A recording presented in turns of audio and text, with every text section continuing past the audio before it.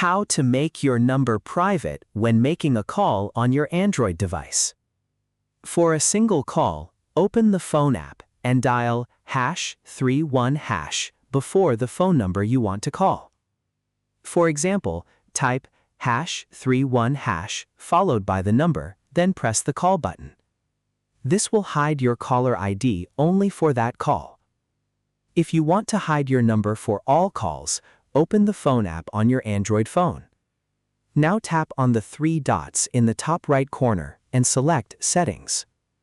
After that, go to Calling Accounts or Supplementary Services, depending on your phone model.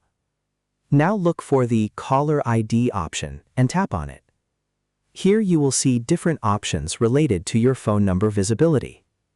Select Never or Hide Caller ID. Once you enable this option, your number will appear as Private Number or Unknown Number when you call someone. Now go back and make a test call to check if it's working properly. And that's it. That's how you can make your phone number private on Android. If you found this video helpful, don't forget to like the video, subscribe, and press the bell icon for more quick tech tutorials. Thanks for watching.